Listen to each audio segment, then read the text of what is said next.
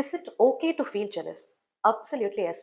But நம்ம அந்த ஜெலஸை எப்படி ஹேண்டில் பண்றோம் அப்படின்றது தான் ரொம்பவே ஒரு முக்கியமான விஷயம். நமக்கு முன்னாடி யாராவது நல்லா பெர்ஃபார்ம் பண்ணாலே ஆப்வியஸா நமக்கு என்ன தோணும்?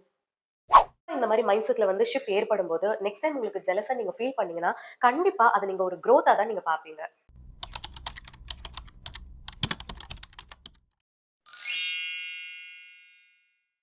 ஹியூமன்ஸ் கிட்ட ஒரு பெரிய டிராபேக் இருக்கு. அதுதான் இந்த கம்பேரிசன் அப்படின்ற விஷயம்.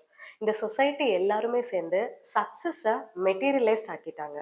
எப்படி அப்படின்னா, ஒருத்தர் கார் வச்சிருந்தாலோ, சொந்த வீடு வச்சிருந்தாலோ, இல்ல பெரிய நம்பர்ஸ்ல சேலரியில இருந்தால் மட்டுமே அவர் ஒரு சக்சஸ்ஃபுல்லான பொசிஷன்ல இருக்காரு அப்படின்ற மாதிரியான ஒரு கண்ணோட்டம். ஸோ நம்ம என்ன பண்ணுவோம்? நம்ம கிட்ட ஒரு சொந்த வீடு இல்லைனாலோ, கார் இல்லைனாலோ, இன்னொருத்தர்கிட்ட அது இருக்கிறத பார்த்து நம்ம லைஃப்பை கம்பேர் பண்ண ஸ்டார்ட் பண்ணுவோம். அங்க தான் இந்த ஜெலஸ் அப்படின்ற ஒரு விஷயம் உருவாகும். இந்த மாதிரியான சிச்சுவேஷன் மட்டும் இல்ல. இன்னும் நெறைய ஃபேக்டர்ஸ்னால நமக்கு ஜெலஸ் அப்படின்ற ஒரு ஃபீலிங் வந்து இருக்கும். அதெல்லாம் என்னன்னு கூட பார்த்துடலாம். ஸோ நெக்ஸ்ட் வந்துட்டு டிசைர் ஃபார் சிமிலர் சக்சஸ். இப்போ ஏன்னு ஒரு பெர்சன் இருக்காரு, பின்னு ஒரு பெர்சன் இருக்காரு. ஏன்ற பெர்சனுக்கு ஒரு சர்டைன் மாடல்ல ஒரு கார் வாங்கணும் அப்படின்ற மாதிரி ஆசை.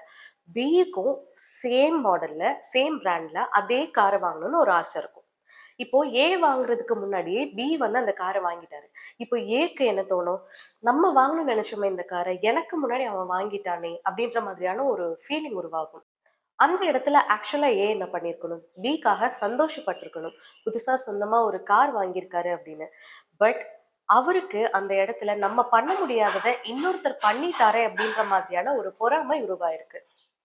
2 பேருக்கும் ஒரே மாதிரியான ஆசை இருக்கிற பட்சத்துல, ஒருத்தர் இன்னொருத்தருக்கு முன்னாடி அந்த விஷயத்த பண்ணிட்டா, இன்னொருத்தருக்கு ஆப்வியஸா ஜெலஸா ஃபீல் பண்ணுவாங்க. Number 3 is lack of confidence. பொதுவாவே நம்ம வந்து கான்ஃபிடென்ட்டா ஃபீல் பண்ணலன்னா, நமக்கு முன்னாடி யாராவது நல்லா பெர்ஃபார்ம் பண்ணாலே, ஆப்வியஸா நமக்கு என்ன தோணும்? Number 4 is societal pressure. இந்த சொசைட்டில தேவையில்லாத ஒரு சில ஸ்டாண்டர்ட்ஸ் இருக்கு. ஃபார் எக்ஸாம்பிள் 21 வயசுல டிகிரி படிச்சு முடிச்சுட்டு, 24 வயசுல கல்யாணம் பண்ணிட்டு, அதுக்கப்புறம் கார், வீடுன்னு அப்படியே செட்டில் ஆயிடணுன்ற மாதிரியான ஒரு ப்ரெஷர். இந்தந்த வயசுக்குள்ள இந்தந்த விஷயத்த பண்ணிரணும் அப்படின்னு சொல்லிட்டு. போதா குறைக்கு நம்ம வேற யூடியூப் ஆகட்டும், இன்ஸ்டாகிராம் ஆகட்டும் ஸ்க்ரால் பண்ணிட்டே இருப்போம். அதுல நம்ம நெறைய விஷயங்கள நம்ம கடந்து வருவோம். Own house at the age of 25, own car at the age of 21 அப்படின்ற மாதிரியான விஷயங்கள பார்க்கும்போது, நமக்கு ஒரு 27, 30 வயசு ஆகுது. நம்ம அந்த விஷயத்த பார்க்கும்போது நமக்கு என்ன தோணும்? அது ஒரு இன்ஸ்பிரேஷனால நம்ம எடுத்துக்க மாட்டோம். அந்த சின்ன வயசுல அவன் அவ்ளோ சாதிச்சுட்டானா? என்னால பண்ண முடியலையே! இவ்ளோ வயசாயிடுச்சு. நான் இன்னும் எதையுமே சாதிக்கலையேன்ற மாதிரியான ஒரு பிரஷர் உருவாக்கும். இதெல்லாம் எங்கேருந்து ஸ்டார்ட் ஆகுது? இந்த சொசைட்டியோட ஒரு தேவையில்லாத ஸ்டாண்டர்ட்ஸ்னால நமக்குள்ள ஜெலஸ் அப்படின்ற ஒரு ஃபீலிங் வருது. Number 5 is unfair advantages. இத எப்படி நம்ம எக்ஸ்பிளைன் பண்ணலாம் அப்படின்னா, ஒரு சிலருக்கு ஃபேமிலி பேக்ரவுண்டாவே ஒரு நல்ல ஒரு வெல்த்தியான பெர்சனா இருப்பாங்க.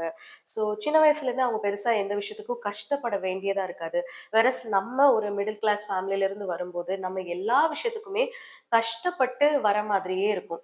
ஸோ அவங்கள பார்க்கும்போது நமக்கு என்ன தோணும்? அவங்க கிட்ட ஒரு அட்வான்டேஜ் இருக்கு. அவங்க ஃபேமிலியோட பேக்ரவுண்ட் வந்துட்டு வெல்த்தியா இருக்கனால நமக்கு அப்படி இருக்க முடியல.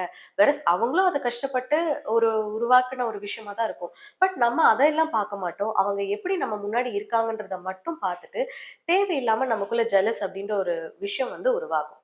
Number 6 is lack of gratitude. நம்ம கிட்ட இருக்கிற சின்ன விஷயத்துக்கு கூட நம்ம தேங்க்ஃபுல்லா ஃபீல் பண்ண மாட்டோம்.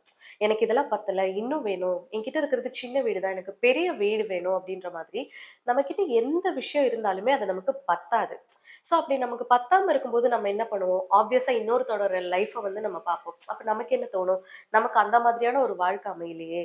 நமக்கு அந்த மாதிரியான ஒரு கார் இல்ல, வீடு இல்லன்ற மாதிரியான ஒரு தாட் வந்து நமக்குள்ள உருவாகும். ஸோ எப்பவுமே நம்மகிட்ட இருக்கிற விஷயத்துக்கு நம்ம எப்பவுமே கிரேட்ஃபுல்லா ஃபீல் பண்ணணும். அப்படி இல்லாத பட்சத்துல கண்டிப்பா ஜெலஸியா நம்ம ஃபீல் பண்ணுவோம். நெக்ஸ்ட் இந்த ஜெலஸ் அப்படின்ற விஷயத்த எப்படி ஓவர் கம் பண்றதுன்றத பத்தி பார்ப்போம். Number 1 is practising gratitude. நம்ம கிட்ட இருக்கிற சின்ன சின்ன விஷயத்துக்கு கூட நம்ம தேங்க்ஃபுல்லா ஃபீல் பண்ணணும். Number 2 is shift from comparison to inspiration.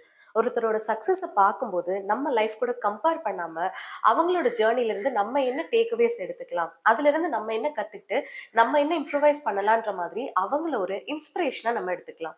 Number 3 is building self confidence. நம்ம கிட்ட செல்ஃப் கான்ஃபிடன்ஸ் அப்படின்ற ஒரு விஷயம் ஜாஸ்தியா இருக்குன்னா கண்டிப்பா அப்போ ஜெலஸ் அப்படின்ற ஒரு ஃபீலிங்க்கு வேல்யூவே இல்லாம ஆயிடும். Number 4 is embrace abundance mentality. Success அப்படின்ற ஒரு விஷயம் இந்த யூனிவர்ஸ்ல நிறைய இருக்கு. ஒருத்தருக்கு அந்த சக்ஸஸ் கிடைச்சிருச்சுன்னா இன்னொருத்தருக்கு வாய்ப்பு கம்மி அப்படின்ற மாதிரிலாம் கிடையவே கிடையாது. அதே மாதிரி ஃபர்ஸ்ட் கம் ஃபர்ஸ்ட் சர்வும் கிடையாது. நீங்க ஒரு விஷயத்தை நோக்கி பயணிக்கும் போது உங்களுடைய ஃபுல் எஃபர்ட் போடும்போது கண்டிப்பா உங்களுக்கும் சக்ஸஸ் அப்படின்ற ஒரு விஷயம் கிடைக்கும். சக்ஸஸ் வந்து 1 kg தான் இருக்கு. ஒருத்தருக்கு வந்து அதுல 1/2 கிலோ போயிருச்சுன்னா அந்த வாய்ப்பு வந்து குறைஞ்சிட்டே வர மாதிரியா கிடையாது. நிறைய இருக்கு. நமக்கும் அது கிடைக்கும். இன்னொருத்தர் வந்து சக்சஸ் ஆகும்போது, நமக்கும் அதுல இருக்கிற வாய்ப்பு வந்து ஜாஸ்தி அப்படின்ற மாதிரி நம்ம சந்தோஷம் தான் படணும். ஸோ, இந்த அபண்டன்ஸ் மென்டாலிட்டி அப்படின்றது ரொம்பவே முக்கியம். இந்த மாரி மைண்ட் செட்ல வந்து ஷிஃப்ட் ஏற்படும்போது, நெக்ஸ்ட் டைம் உங்களுக்கு ஜெலஸா நீங்க ஃபீல் பண்ணீங்கன்னா, கண்டிப்பா அத நீங்க ஒரு குரோத்தா தான் நீங்க பார்ப்பீங்க. ஜெலஸியா ஃபீல் பண்றது நார்மலான விஷயம் தான். பட் நம்ம எப்படி அதுக்கு ரெஸ்பாண்ட் பண்றோம் அப்படின்ற விஷயம் ரொம்பவே முக்கியம். ஸோ நெக்ஸ்ட் டைம் நீங்க ஜெலஸா ஃபீல் பண்ணும்போது, pause and ask yourself, how can I turn this feeling into growth and success? All the best. Don't forget to subscribe. Let's grow together.